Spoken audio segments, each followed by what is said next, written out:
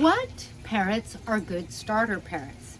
Well, what is a starter parrot? And then let's talk about two small ones and then two medium-sized.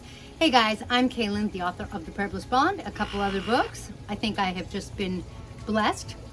All available on Amazon. Not my blessings, but my books. So, first let's talk about what a starter parrot is.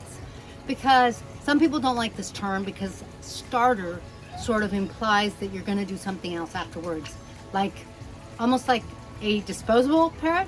Well, that's not what I mean. And I have found that generally speaking, people who love animals, they start and they kind of learn how to be with the parrot because they're different than a cat or a dog, which is what it seems to me like most of us are used to. And then they might go on to a more advanced parrot, but it doesn't mean that they leave that first parrot behind. So the idea to a starter parrot is, I would say, a parrot that is easier to bond with. For example, this girl, I don't know if you see her, she's rubbing her beak into me, she's digging her beak a little. She's not really hurting me or anything like that. Very likely there's going to be a hole in my dress, and that might be the end of this dress. Hi, sweetie. Because this bird is not an easily bonded bird, a bird you easily bond with. So when we say starter, I would say a bird you easily bond with. Two small parrots that you can easily bond with to see what lifestyle you're after and really match the life. Hi, Luna. A cockatiel, a green-cheeked conure. As a matter of fact, those are the second and third most popular small parrot species, and they are, generally speaking, next to a budgie, the most readily available. Now, I didn't say a budgie only because I actually feel like a cockatiel and a green-cheeked conure are a little easier to bond with. Those two species are species that I feel like are going to want to be with you more. So, why are they easy to bond with? Number one, they aren't huge biters. The green-cheeked conures do kind of go through a little biting phase when they're young, but it's not too bad and you can get through it. If you get through it, you're going to have a phenomenal bond and a parrot that, like Ketsie, just wants to be with you, but doesn't do this, the rubbing and the rubbing of her beak. I think she's claiming her territory. They are a bird that is easy to bond with because they're easy to take care of. In other words, if you have a more advanced parrot, like for example a macaw, they need more activities. They need more toys that are big and expensive, and when they destroy the toys, there's wood chips all over the floor, and when they eat their nuts, there's partly nuts and partly nut shells all over the floor, and it's messy. When you have a small parrot that's easy, the cleanup is easy, or at least so much easier than a bigger parrot. Their fresh vegetables, their pellets, and their parakeet seed mix are just going to be, you know, they might make a circumference around their cage of a foot or around their play area, but it's not like they're going to go and make a mess out of your whole house, and bigger parrots will do that. So they're easier to take care of. Cleaning their cage, because it's so small, is easier too.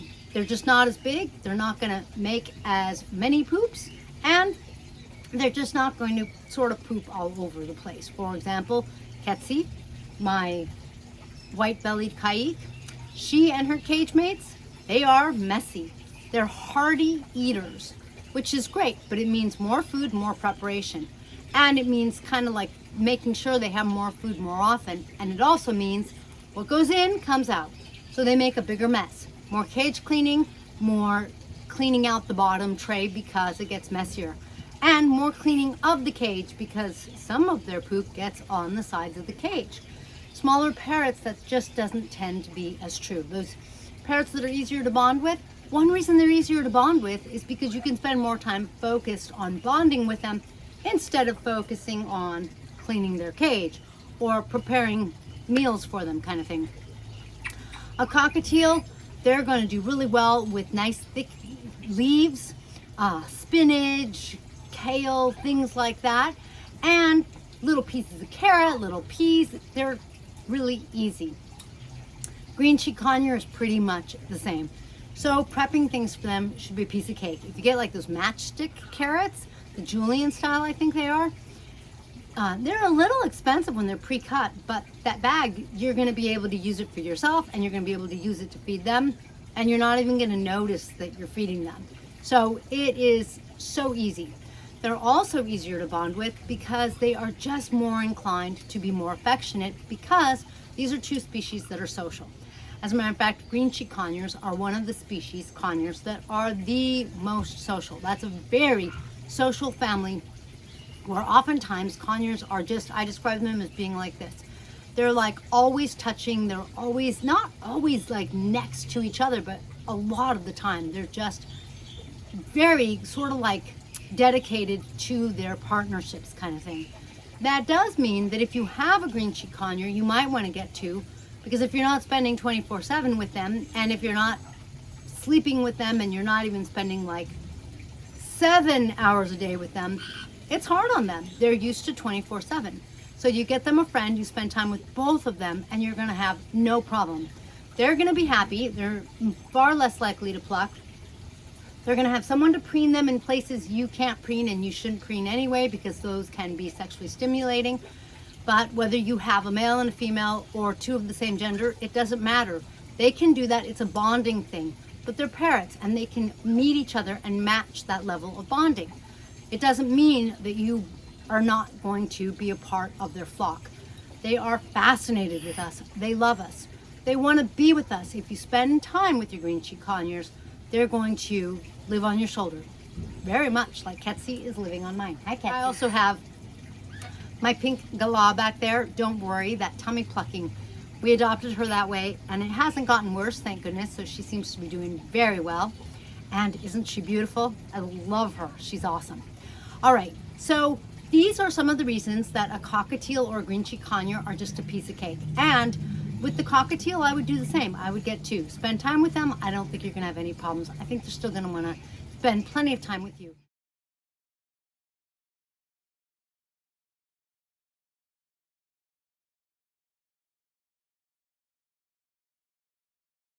Now, two medium-sized parrots that are easy to bond with.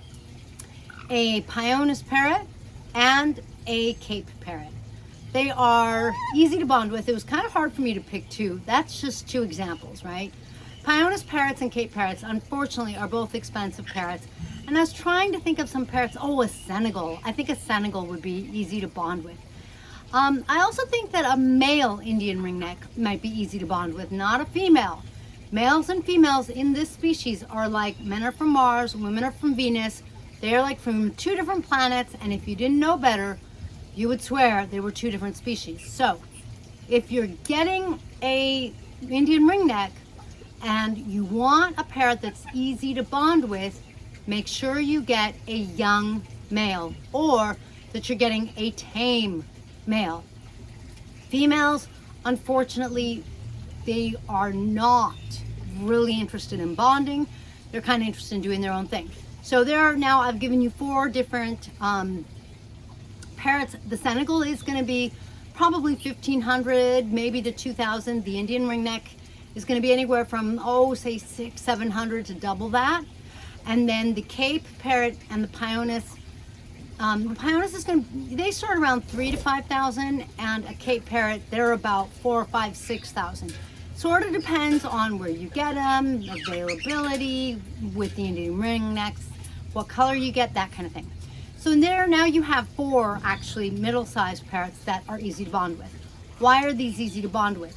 Well, the Cape parrot, you would have to buy nuts for the Cape parrot, but Cape parrots aren't very loud. They're pretty mellow. Same with Pioneus parrots, same with Senegal parrots. And my Indian ringneck, I'm gonna put him in the same category. These are not really loud birds. My Caiques, like Ketsi, who just went exploring, she is definitely louder.